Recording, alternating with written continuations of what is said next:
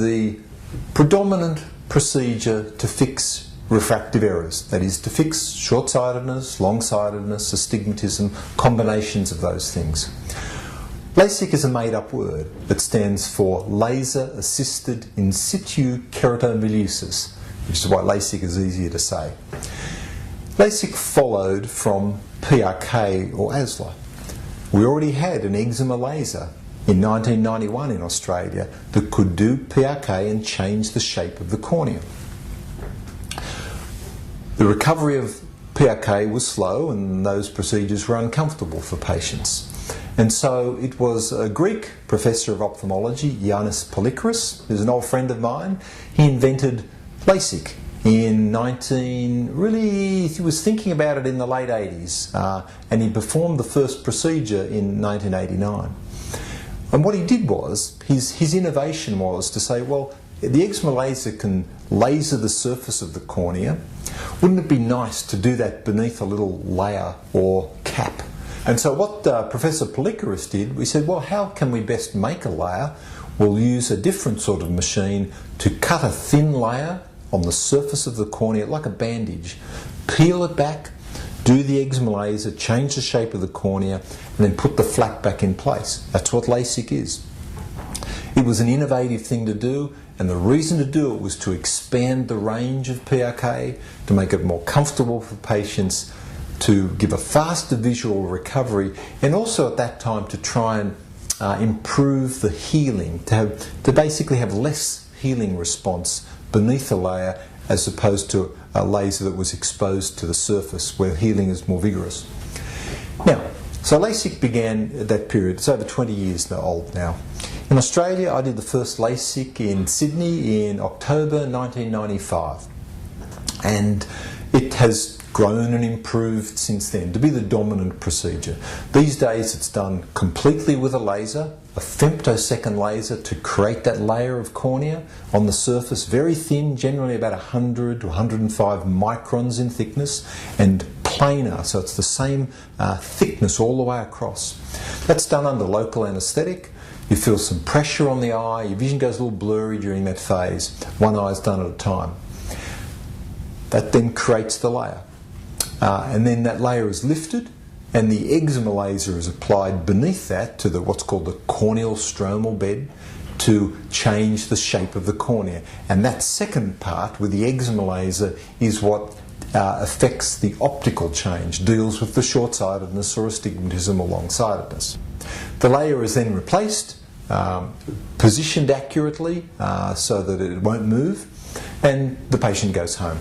Really, that whole process, if you're here to have LASIK, there's obviously a preoperative assessment to make sure that you're suitable for it, you're in the right range for it, you have the right expectations, you have a good tear film, a good corneal anatomy, the rest of the eye is healthy. All those things are worked out in the consultation.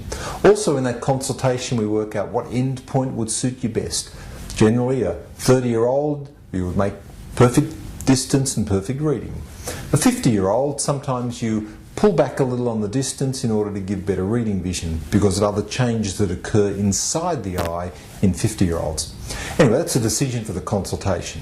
The surgery day itself, almost always you would do both eyes at the same setting, but you continue on. It happens in a little stepwise manner so that everything has to be perfect.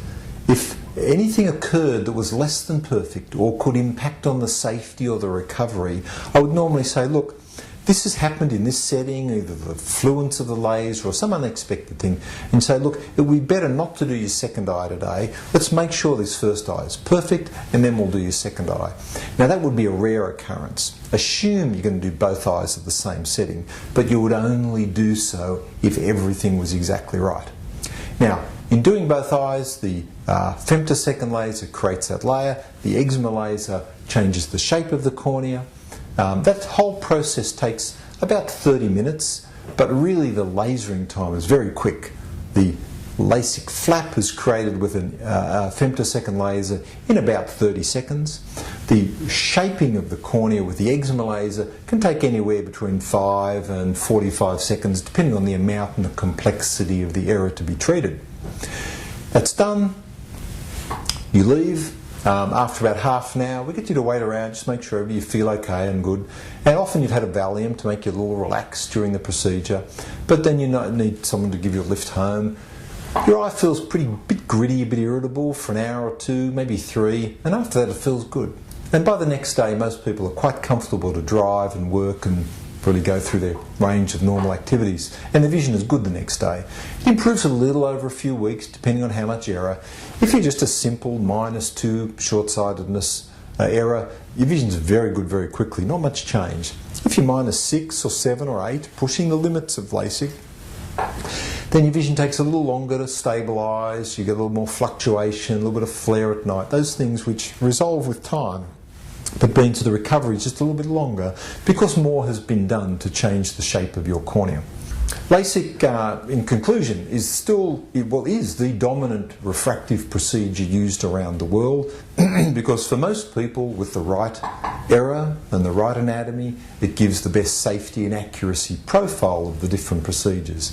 And so that's the predominant laser procedure, and the next most common laser procedure is ASLA or PRK, same excimer laser but lasering the surface, slow recovery, but applicable in that 10 or 15% of people for whom it would be safer. That covers the laser.